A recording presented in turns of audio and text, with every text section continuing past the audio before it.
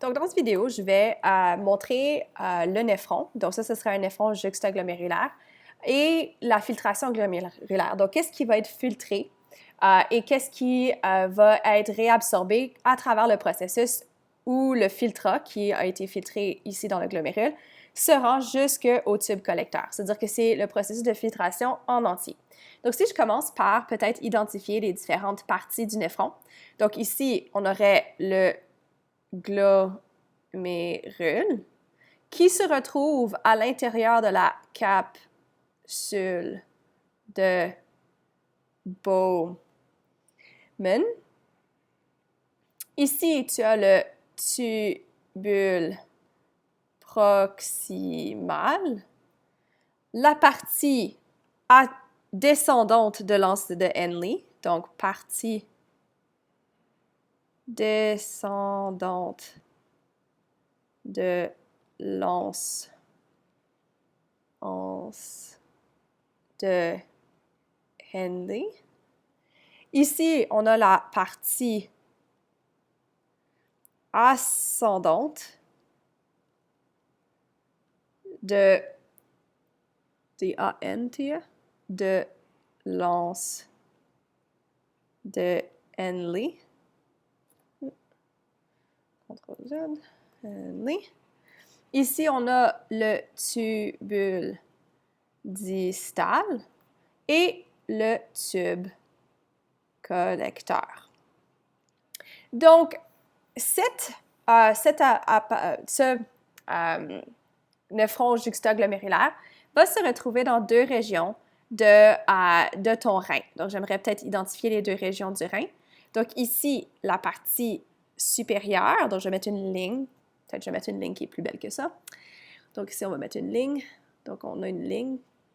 On va mettre une autre ligne qui va continuer de l'autre côté. Et de l'autre côté. Et de l'autre côté. Donc, cette ligne-là va être la zone entre le cortex rénal. Donc, d'un côté, on a le cortex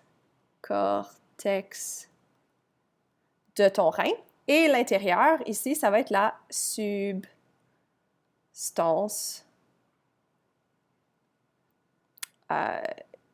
médulaire.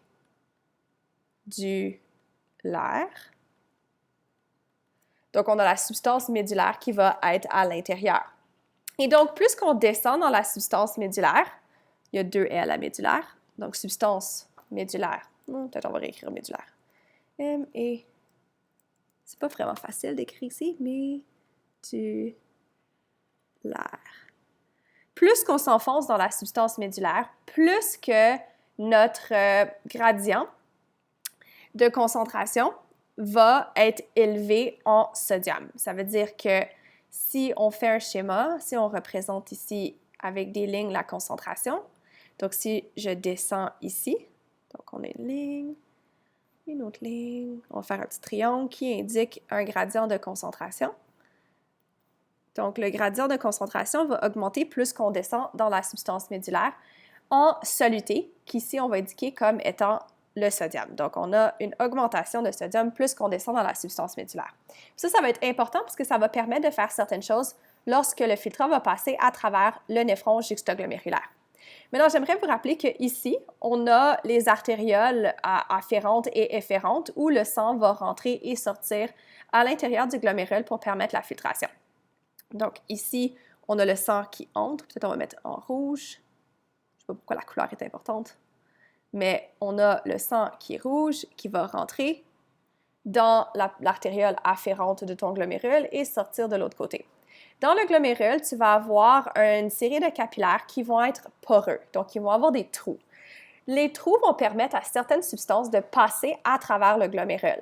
La seule chose qui empêche une substance de passer à travers le glomérule, c'est la taille de cette substance-là. C'est-à-dire que les molécules qui sont relativement petites vont toutes être capables de passer à travers les trous de ton glomérule et donc vont être capables de sortir de ton sang pour rentrer dans la capsule de Bowman. C'est-à-dire que les choses qui ne peuvent pas passer à travers vont être, par exemple, des grosses protéines, parce qu'elles sont grosses.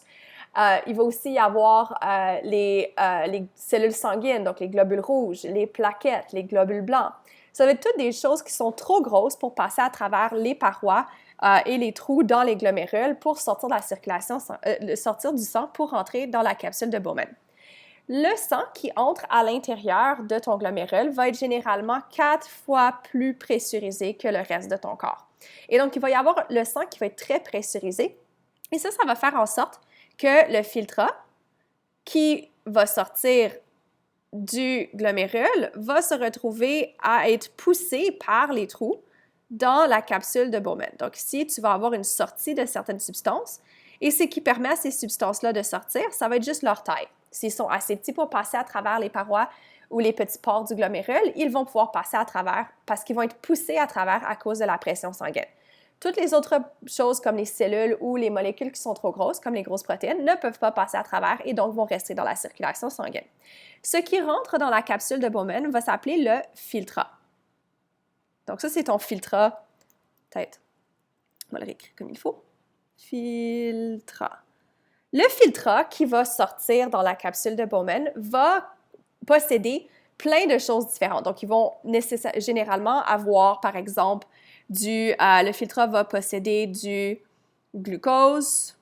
Donc, si on regarde la liste de choses qu'on retrouve dans le filtrat, on a du glucose, peut se retrouver dans le filtrat. On va avoir du sodium, on va avoir du potassium, on va avoir du chlore, on va avoir de l'urée, naturellement. Il va aussi y avoir d'autres choses qu'on peut retrouver comme des ions hydrogène, on va avoir des ions bicarbonate, donc HCO3-. Donc, n'importe quoi qui va être suffisamment petit pour passer à travers les parois de ton glomérule vont se retrouver dans le filtrat initial. Donc, tant qu'ils sont assez petits, ils vont pouvoir passer à travers. Et donc, le filtrat va aussi avoir énormément d'eau. Donc, j'aimerais aussi vous rappeler qu'il va aussi avoir beaucoup d'eau à l'intérieur de ton filtrat. Le filtrat initial est beaucoup plus concentré en eau que l'urine qui va sortir à la fin du tube collecteur. C'est-à-dire qu'il va y avoir certaines choses, l'eau va être une des choses qui va être réabsorbée dans le corps parce qu'on ne veut pas se débarrasser de l'eau. On a besoin de cette eau-là et on ne veut pas se faire déshydrater en s'en débarrassant dans notre filtrat. Remarquez aussi qu'on a du glucose. Le glucose, on ne veut pas perdre le glucose. On utilise beaucoup d'énergie pour pouvoir obtenir le glucose de notre alimentation. C'est-à-dire que le faire sortir dans notre urine est quelque chose qui va être désavantageux pour nous. Et donc, le glucose, c'est quelque chose qu'on va vouloir garder.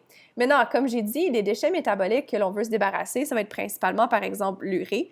Donc ça, c'est la raison principale pour laquelle on va avoir la filtration qui va se faire et on va avoir l'action du rein qui va être faite pour se débarrasser de ces déchets métaboliques toxiques. Par contre, lors de la filtration initiale par le glomérule, il y a beaucoup plus de choses qui vont être sorties de la circulation sanguine que seulement les déchets métaboliques comme l'urée. C'est toutes ces choses-là, on va vouloir être capable de soit les réabsorber ou soit pas les réabsorber dans certaines situations, dépendant de est-ce qu'on en a besoin ou est-ce qu'on n'en a pas besoin. Le glucose, généralement, on en a toujours besoin, c'est-à-dire que c'est une des substances qu'on va vouloir réabsorber. Et l'eau, c'est aussi une des substances qu'on va vouloir réabsorber. Le sodium et le potassium et le chlore sont aussi importants. Par exemple, le sodium et le potassium, vous savez que c'est important pour les contractions, pour le système nerveux et pour faire le potentiel d'action. C'est-à-dire qu'on ne veut pas s'en débarrasser dans l'urine, à moins qu'on ait un excès de sodium ou de potassium dans notre corps. Et donc, on va vouloir jouer sur la réabsorption ou l'excrétion de certaines substances pour réguler notre sang et qu'est-ce qu'il y a dans notre sang. Mais il y a certaines choses, comme j'ai dit, que l'on va vouloir garder. Donc, le filtrat lui-même, le premier filtrat, est très dilué, a beaucoup d'eau et va être concentré en substances que l'on veut réabsorber. C'est-à-dire qu'une des premières choses qui va se faire quand le filtrat va rentrer dans le tubule proximal, c'est qu'il va y avoir certaines substances qui vont être réabsorbées. C'est-à-dire que là, si je fais réabsorber, on va mettre en vert. Donc, les substances qui vont être réabsorbées donc, si je vais mettre une flèche qui indique qu'on le sort du filtrat, je vais mettre un R. Donc, les substances qu'on va vouloir réabsorber, ça va être par exemple le glucose. Donc, le glucose, ça va être quelque chose qu'on va vouloir réabsorber. Peut-être que je ne vais pas mettre. Donc, le glucose, ça va être réabsorbé. On va aussi avoir des acides aminés. Ça, c'est quelque chose d'autre que j'avais oublié de mentionner, qu'on va aussi avoir dans les substrats, dans le filtrat initial, des acides aminés. Je vais mettre AA pour acides aminés. Parce que les protéines sont trop grosses, mais les acides aminés, eux, ne sont pas trop gros pour passer à travers les pores de ton glomérule. Donc, on a le glucose qui va être réabsorbé, on a les acides aminés qui vont être réabsorbés. On va aussi avoir des ions positifs qui vont être réabsorbés, comme du sodium, le potassium qui va être réabsorbé. Il va aussi y avoir de l'eau qui va être réabsorbée. Donc, il va y avoir une réabsorption d'eau. Donc, ici, H2O, réabsorbé. Et il va aussi y avoir des ions chlorure et les ions chlorure et les ions carbonates qui vont être réabsorbés. Donc, HCO3-. En fait, ici, on ne voit pas grand-chose. Peut-être que je vais le mettre ailleurs, juste pour que ça soit plus clair. Donc, ici, on a notre flèche. Et qu'est-ce qu'on va réabsorber? On va réabsorber le glucose. On va réabsorber le sodium, les acides aminés, le potassium. Et de manière passive, on va aussi réabsorber de l'eau, donc H2O, par osmose. Maintenant, pourquoi je parle de transport passif? Ici, c'est parce que si on regarde, l'eau va suivre le gradient de concentration, c'est-à-dire que toutes ces substances-là vont sortir de ton filtrat et rentrer dans ton sang, donc ton sang va être plus concentré en ces substances-là. Et l'eau par osmose va suivre de façon passive. Les ions qui sont négatifs, donc carbonate et les ions chlorure qui sont chargés négativement, eux aussi vont suivre le gradient, mais ça va être un gradient électrochimique qui vont suivre. Le potassium et le sodium ont été réabsorbés de façon active. Et à cause de ça, les ions de charge négative vont vouloir suivre le gradient électrochimique et suivre les charges positives et donc vont aussi être réabsorbés, mais de façon passive. Il peut y avoir aussi dans cette situation-là, dans le tubule, un processus qu'on appelle la sécrétion. Donc, la sécrétion, c'est un processus par lequel on va sortir une substance supplémentaire du sang. Donc ici, quand je parle de réabsorption, c'est dans le sang. Et ici, sécrétion, c'est du sang vers le filtrat de certaines substances dépendant des situations. Ici, ça va être une sécrétion qui va être active d'ions hydrogène. Les ions hydrogène vont être sécrétés dans les situations uniquement où il y a le pH du sang qui est trop acide. Donc ici, c'est seulement si le sang est trop acide. On ne peut pas vraiment peut-être voir ce que j'ai écrit, donc il faut juste essayer de s'en rappeler. Donc, si le sang est trop acide, les ions hydrogène qui rendent le sang acide peuvent être sécrétés dans le tubule proximal pour enlever les protons du sang, donc rendre le sang moins acide. Et ces protons vont maintenant se retrouver dans le filtrat et peuvent être évacués du corps par l'urine. Mais cette sécrétion-là, c'est une sécrétion qui est active et va seulement être activée lorsque la concentration en protons dans le sang est beaucoup trop grande et doit se débarrasser de protons. Ensuite, le filtrat va continuer son chemin. Donc ici, ton filtrat initial a passé. Il y a des substances qui ont été réabsorbées, incluant l'eau, le glucose. Il y a des substances qui peuvent être sécrétées. Et quand tu as ton filtrat qui se trouve ici dans la partie descendante de l'anse de Henle, le filtrat va s'enfoncer de plus en plus dans l'anse. En s'enfonçant dans l'anse, il va s'enfoncer dans une substance médulaire qui devient de plus en plus concentrée en sodium. C'est-à-dire qu'ici, il faut que tu considères que même si l'eau a été réabsorbée et toutes ces substances ont été réabsorbées, la réabsorption, ce n'est pas fait à 100%. C'est-à-dire que si on parle des concentrations à l'intérieur de ton filtrat, donc si tu parles des concentrations, ton filtrat est très dilué ici. Et ici, il va devenir un petit peu plus concentré. Et quand il va arriver ici, il va avoir une certaine concentration. Disons qu'il a une concentration de 600. Maintenant, la concentration de 600, ça représente la concentration de soluté qui reste dans le filtrat par rapport au volume d'eau. En s'enfonçant dans la substance glomérulaire, dans la substance médulaire, le filtrat va passer dans une région où l'extérieur de la partie descendante de l'anse de Henle va devenir de plus en plus concentré en sodium. Et donc là, il faut s'imaginer que l'eau, par osmose, va vouloir sortir de ton filtrat.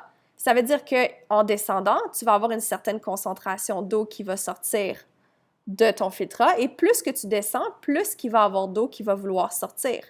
Et parce que l'osmose, c'est un processus qui fait que l'eau va aller d'un milieu plus concentré d'un plus concentré en eau à moins concentré en eau, donc d'un milieu moins concentré en soluté vers un milieu plus concentré en soluté. C'est-à-dire que plus que tu descends, plus que l'eau va vouloir sortir parce que la concentration de sodium à l'extérieur, elle augmente. Donc ici, tu as une augmentation de la concentration du soluté qui tire l'eau par osmose de ton filtrat. L'eau quitte donc le filtrat dans la partie descendante de l'anse de Henle, ce qui veut dire que la concentration en soluté à l'intérieur de ton filtrat va augmenter.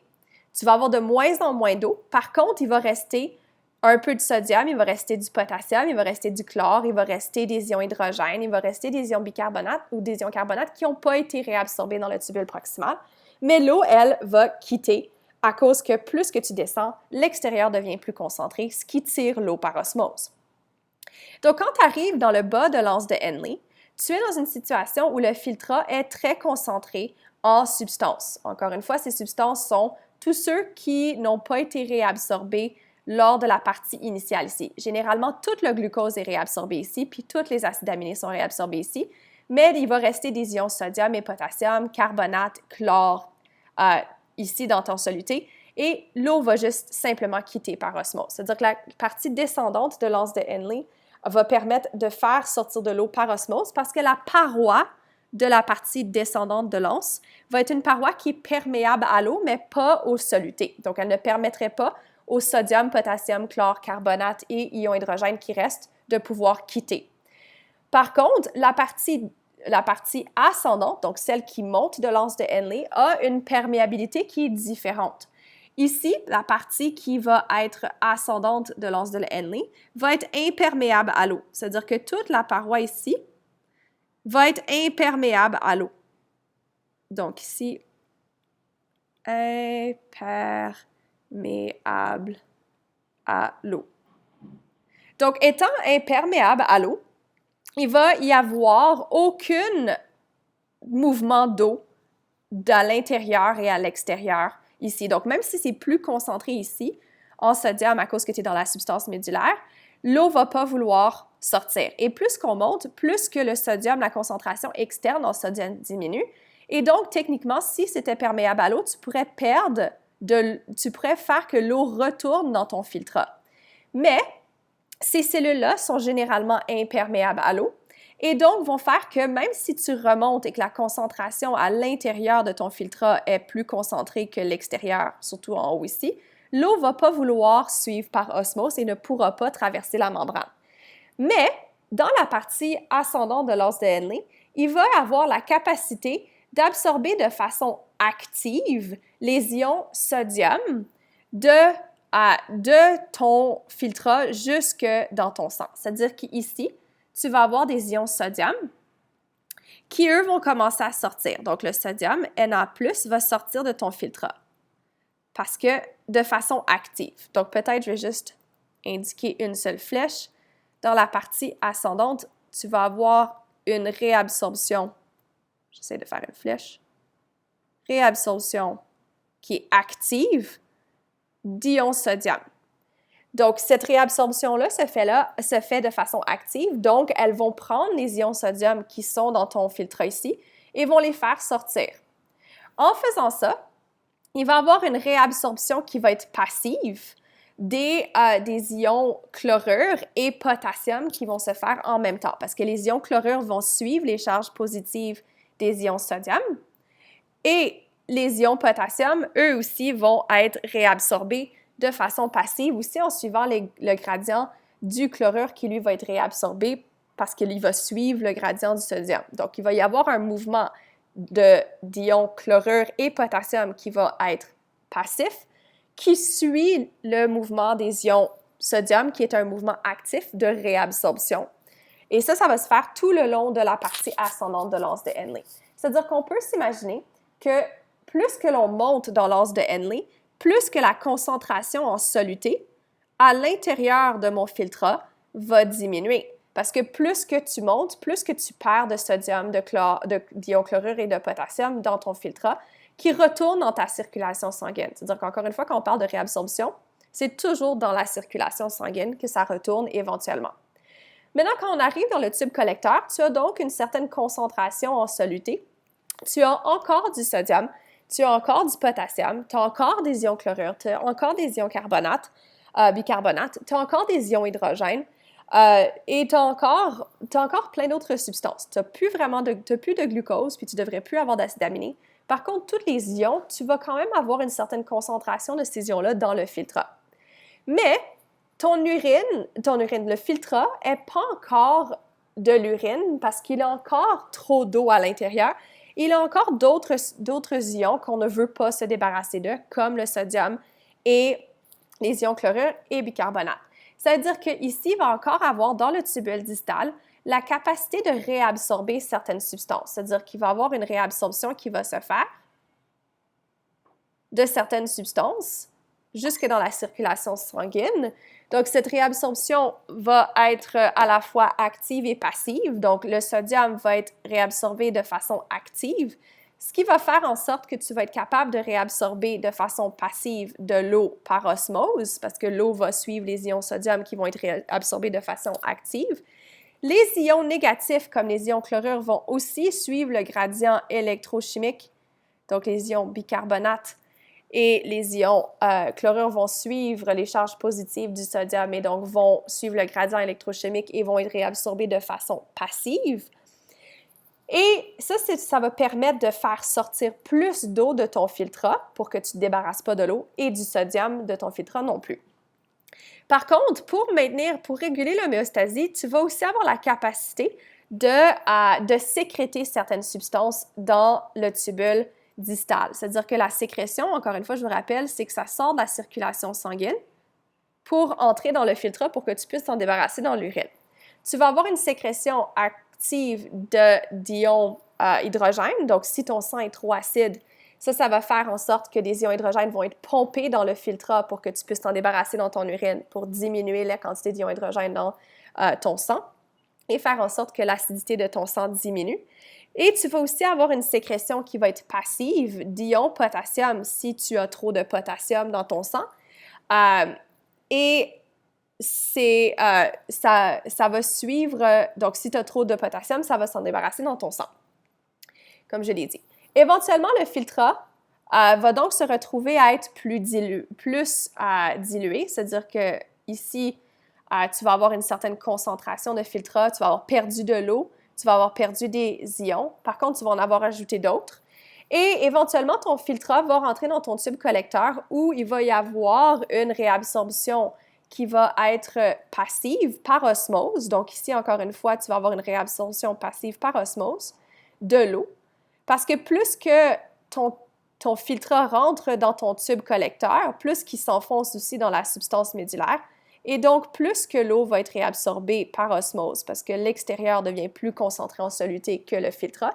Et ça va faire en sorte que ton filtrat va devenir de moins en moins dilué, donc va avoir de moins en moins d'eau, pour qu'à la fin, tu puisses avoir un filtrat qui va avoir le moins d'eau possible et va donc être de l'urine, dans lequel on va avoir majoritairement de l'urée qui va, lui, ne pas avoir été absorbé. Donc, remarquez qu'il n'a pas été réabsorbé à travers tout le processus. Donc, ça va être une urine qui va être riche en urée, qui ne devrait pas avoir de glucose, pas avoir d'acide aminé parce qu'ils ont été réabsorbés ici dans le tube proximal. Il devrait avoir le moins de sodium, potassium, carbonate et chlorure possible. Il devrait aussi avoir le moins d'eau possible parce qu'on veut essayer de conserver la majorité de l'eau dans notre corps. Il va par contre avoir des quantités variables d'ions hydrogène et bicarbonate parce que ça va essayer de réguler le pH du sang en jouant sur le fait qu'on peut avoir une sécrétion active d'ions hydrogène et on peut aussi avoir la réabsorption passive d'ions carbonate qui peut se faire pour essayer de réguler le pH de ton sang. Parce que c'est les deux facteurs qui régulent le pH. Et donc, ça, c'est à peu près qu'est-ce qui se passe lors de la filtration à l'intérieur d'un néphron juxtaglomérulaire. Et naturellement, il y a certaines autres substances qui peuvent être réabsorbées et sécrétées qui ne sont pas mentionnées ici. J'ai juste mentionné celles qui sont les plus importantes pour pouvoir faire la formation de ton urine éventuellement qui va sortir dans le bassinet, qui va descendre l'urétère, qui va être entreposé dans la vessie et pour lequel tu vas être capable d'évacuer lors de l'urination.